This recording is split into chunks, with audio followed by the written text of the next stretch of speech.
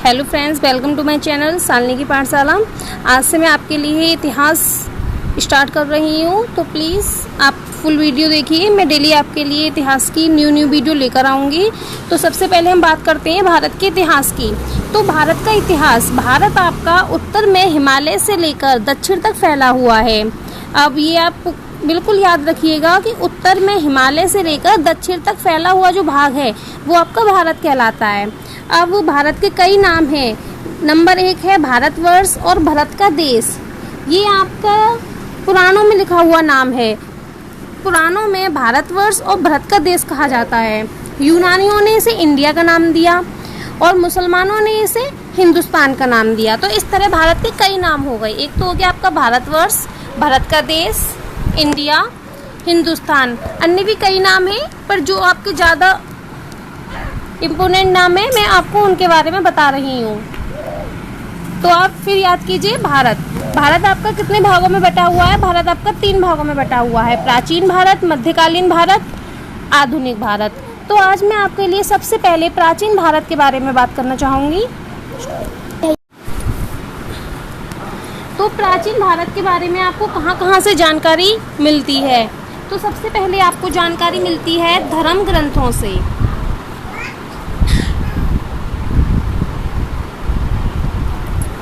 Number 2 आपको जानकारी मिलती है ऐतिहासिक ग्रंथों से।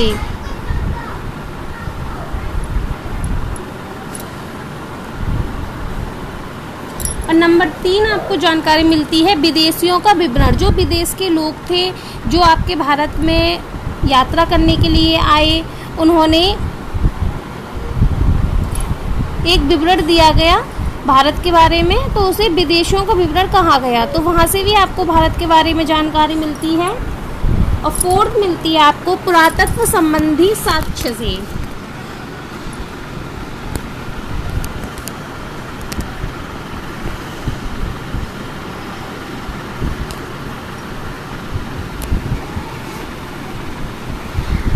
नंबर 1 आपको जानकारी मिलती है धर्म ग्रंथों से, ऐतिहासिक ग्रंथों से, विदेशियों का विवरण से मिलती है और पुरातत्व संबंधी ग्रंथों से जानकारी मिलती है। तो नंबर 1 हम स्टार्ट करते हैं धर्म ग्रंथों से।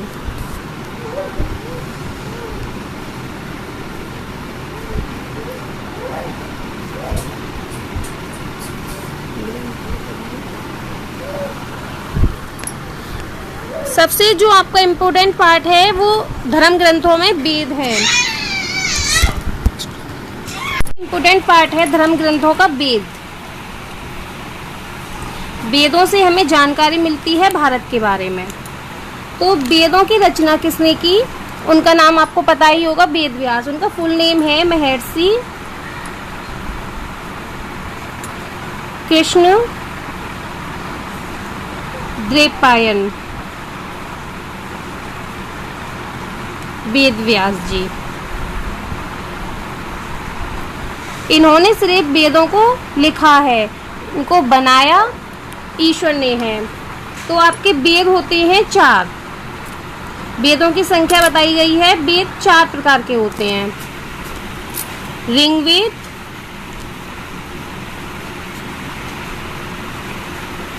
यजुर्वेद, सामवेद, अर्थवेद। तो फर्स्ट टॉपिक पे बात करते हैं। रचनाओं के संग्रह को ऋग्वेद कहा जाता है। इसमें जितनी भी रचना दी गई होती हैं उनके संग्रह को आप ऋग्वेद कहते हैं। ये आपका सबसे पुराना ग्रंथ है ऋग्वेद। इसकी लिपि ईसा से 1700 साल पुरानी है, जो पुणे के महालय में रखी हुई है। तो सबसे पहले बात करते हैं ऋग्वेद की। इसको किसने लिखा था? इसको विश्वामित्र जी ने लिखा था।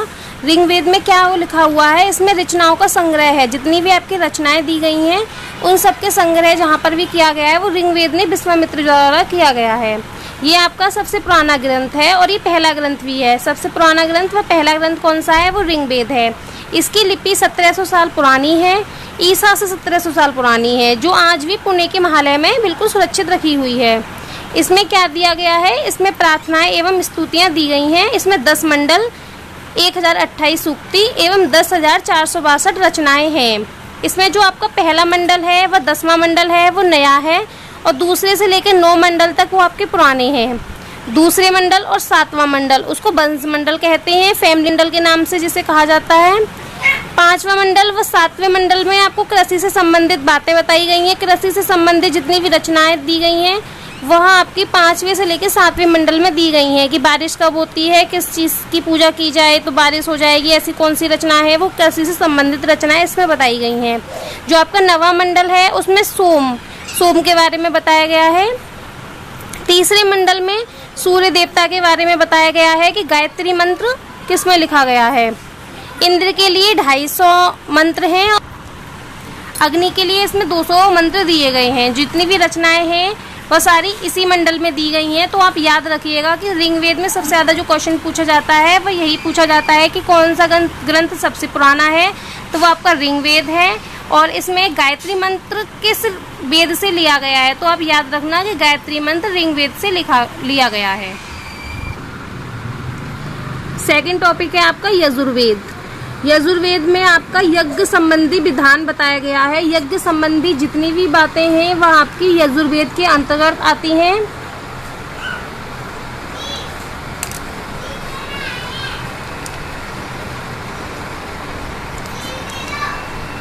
एक बात और कि ऋग्वेद की जो पढ़ाई करते हैं, मतलब जिन्होंने इन रचनाओं को पढ़ा जाता है उनको ऋग्वेद कहा जाता है।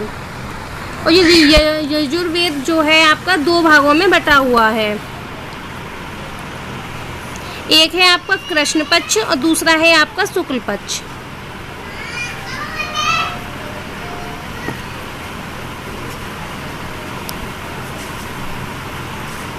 और जो इनको पढ़ते हैं उनको अथर्वी बोला जाता है।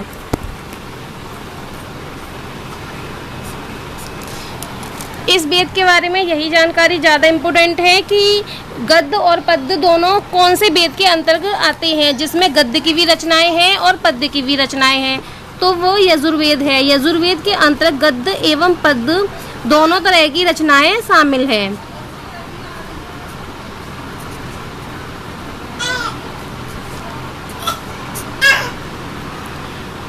और ऐसा कौन सा वेद है जिसमें यज्ञ संबंधी बातें।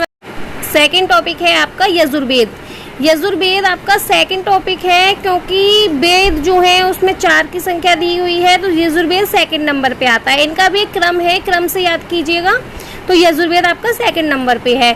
यजुर्वेद में क्या दिया गया है, आपको नाम से ही पता लग रहा है यजु, तो इसमें यज्ञ संबंधी बातें बताई गई हैं। यज्ञ संबंधी विधि विधान है, जो इसमें मेन पार्ट है मैं वही लिख देती हूँ आपके। तो ये आपका जो यजुर्वेद है वे 2 भागों में बांटा गया है। एक तो है आपका कृष्ण पक्ष, एक है आपका शुक्ल पक्ष। और ये आपका 2 तरीकों से शामिल है। इसमें गद्य की भी रचनाएं हैं एवं पद्य में भी रचनाएं हैं। और जो इनकी पढ़ाई करते हैं, जिन्होंने ये मंत्र वगैरह बोले जाते हैं, उन व्यक्ति को अथर्वी बोला जाता है। तो आप सबसे ज़्यादा इस यजुर्वेद जो पार्ट है इसमें सबसे इम्पोर्टेंट बस यही क्वेश्चन आते हैं कि यज्ञ संबंधी विधि विधान किस वेद के अंतर्गत शामिल है, तो आपका ऑप्शन होगा यजुर्वेद। ये कितने भागों में है, 2 भागों में है, कृष्ण पक्ष शुक्ल पक्ष। और ऐसा कौन सा वेद है जिसकी रचनाएं गद्य एवं पद्य दोनों में है, तो आपका आंसर यजुर्वेद होगा। इसकी रचनाएं गद्य एवं पद्य दोनों में शामिल होती हैं। और वेदों पढ़ने वालों को अथर्वी बोला जाता है, इस बात को आप खासकर याद रखिएगा। यजुर्वेद वाली जो मंत्र हैं उनको जो पढ़ते हैं उसको अथर्वी बोला जाता है। नेक्स्ट टॉपिक है आपका सामवेद। ये आपका 3rd नंबर पे आता है। सामवेद के अंदर देखिए नाम से ही सब वेदों के बारे में नाम से ही पता लग रहा है। साम तो आप समझिए, आप ट्रिक बना लीजिए। यजु तो इसमें यज्ञ संबंधी बातें बताई जाएंगी, और साम तो इसमें आपका संगीत का वर्णन किया जाएगा। तो भारतीय संगीत का जनक किसे कहा जाता है, सामवेद को कहा जाता है। और जो इनको पढ़ता है उसको उद्रार्थ कहा जाता है। इसमें संगीत का वर्णन एवं अकाल का वर्णन किया गया है। तो आपके यही क्वेश्चन पुट होते हैं कि संगीत का वर्णन किस वेद के अंतर्गत होता है, तो आपका ऑप्शन होगा सामवेद। एंड सेकंड है आपका अकाल का वर्णन किस वेद के अंतर्गत किया जाता है, तो उसका भी आंसर सामवेद होगा। और आपका एक क्वेश्चन होता है कि भारतीय संगीत का जनक किसे कहा जाता है, तो वह आपका सामवेद होगा। नेक्स्ट टॉपिक पे बात करते हैं अथर्ववेद। अथर्ववेद किस ऋषि द्वारा लिखा गया, तो उनका नाम था अथर्वा ऋषि। इन्हीं के नाम से इस वेद का नाम दिया गया है, अथर्वा ऋषि।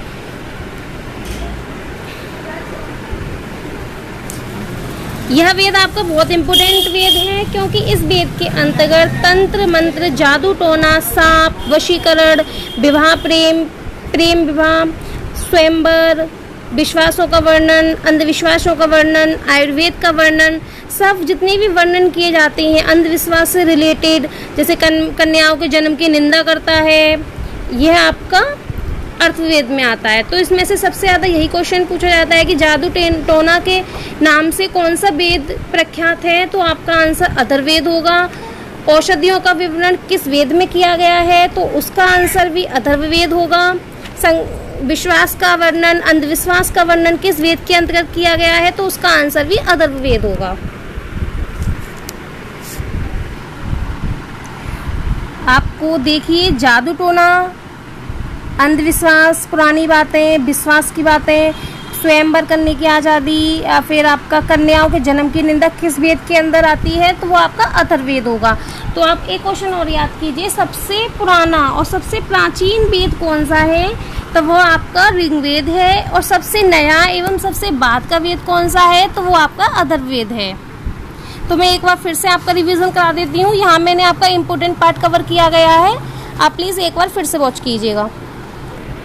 आइए एक बार फिर से रिवाइज करते हैं। भारत के इतिहास के बारे में बात कर रहे थे हम। तो आपका ये उत्तर में हिमालय से लेकर दक्षिण तक फैला हुआ है। इसका क्या क्या नाम है, भारतवर्ष, भारत का देश, इंडिया, हिंदुस्तान, ये सारे इसके नाम है। ये कितने भागों में बटा हुआ है, ये आपका 3 भागों में बटा हुआ है। प्राचीन भारत, मध्यकालीन भारत, आधुनिक भारत। इसे स्वतंत्रता उपरांत भारत के नाम से भी बोला जाएगा। तो मैं आपको सबसे पहले आपका प्राचीन भारत के बारे में बात करना चाहूँगी। प्राचीन भारत के बारे में आपको कहाँ से जानकारी मिलती है, धर्म ग्रंथों से मिलेगी, ऐतिहासिक ग्रंथों से मिलेगी, विदेशियों के विवरण से मिलेगी और पुरातत्व संबंधी साक्ष्यों से मिलेगी। तो हम आज टॉपिक पे बात कर रहे थे धर्म ग्रंथ। धर्म ग्रंथ के बारे में कौन सा धर्म ग्रंथ सबसे पुराना है, वो आपका वेद है और पुराण होते हैं। तो मैंने आज आपको वेद कवर किया है। वेद की रचना किसने की थी, महर्षि कृष्णदेवव्यापन वेदव्यास जी ने वेदों की रचना की थी। इन्होंने लिखा, मतलब बोला जाता है कि इनको लिखा है इन्होंने, और इनकी रचना तो स्वयं ईश्वर ने की है। धर्म ग्रंथ 4 प्रकार के होते हैं, ऋग्वेद, यजुर्वेद, सामवेद, अथर्ववेद। तो सबसे इम्पोर्टेंट पार्ट आपका ऋग्वेद है। ऋग्वेद आपका फर्स्ट और सबसे प्राचीन ऋग्वेद है। इसकी रचना विश्वामित्र द्वारा की गई है, इन्होंने इसके बारे में लिखा है।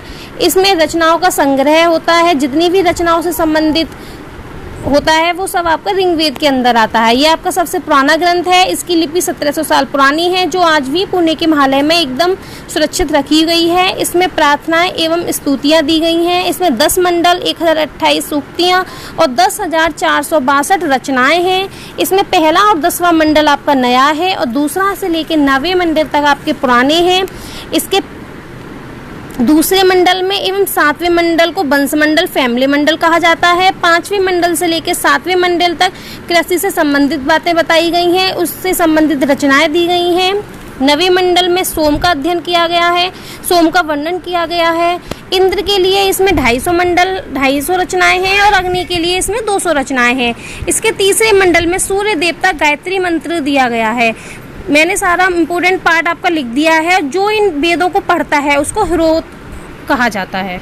सेकंड टॉपिक है आपका यजुर्वेद। यजुर्वेद में सबसे ज़्यादा इम्पोर्टेंट यही चीज़ होती है कि इसमें क्या किसके बारे में बात की गई है। तो इसमें यज्ञ संबंधी विधि विधान है। ये आपके 2 भागों में बटा हुआ है, कृष्ण पक्ष, शुक्ल पक्ष। ये आपका ऐसा वेद है जिसमें गद्य में भी है और पद्य में भी शामिल है। इसकी रचनाएं गद्य में भी दी गई हैं एवं पद्य में भी दी गई हैं। इसको जो पढ़ता है उसको अथर्ववेद कहा जाता है। नेक्स्ट है आपका सामवेद। सामवेद में संगीत का वर्णन किया गया है। इसको भारतीय संगीत का जनक सामवेद को ही कहा जाता है। इसको पढ़ने वाले को उद्रात कहा जाता है एवं इसमें अकाल का वर्णन भी किया गया है। नेक्स्ट है आपका अथर्ववेद। अथर्ववेद को आपको अथर्व ऋषि द्वारा लिखा गया था। इसमें जादू टोना, शाप, वशीकरण, विवाह, प्रेम एवं स्वयंवर, विश्वास की बातें, अंधविश्वास की बातें, कन्याओं के जन्म की निंदा, वे सारी इसी वेद के अंतर्गत आती है। सबसे जो पुराना वेद है वो आपका ऋग्वेद है एवं सबसे नया वेद है और सबसे लास्ट का वेद आपका अथर्ववेद है। नेक्स्ट टॉपिक पे बात करते हैं पुराण के बारे में भी थोड़ी सी बात कर लेते हैं। तो इसमें सबसे ज़्यादा इंपॉर्टेंट क्वेश्चन यही पूछा जाता है कि सबसे पुराना पुराण आपका जो प्राचीन पुराण है उसका नाम क्या है, तो उसका नाम मत्स्य पुराण है। यह आपका पूरा संस्कृत के श्लोकों में दिया गया है। मत्स्य पुराण के अंतर्गत सारे श्लोक दिए गए हैं, वे भी संस्कृत में दिए गए हैं। जो आपके वेद थे उनको स्त्रियों को सूत्रों को पढ़ने की अनुमति नहीं थी, लेकिन आपको पुराणों को स्त्रियों और सूत्रों को पढ़ने की अनुमति, सुनने की अनुमति दी गई है। Thank you for watching.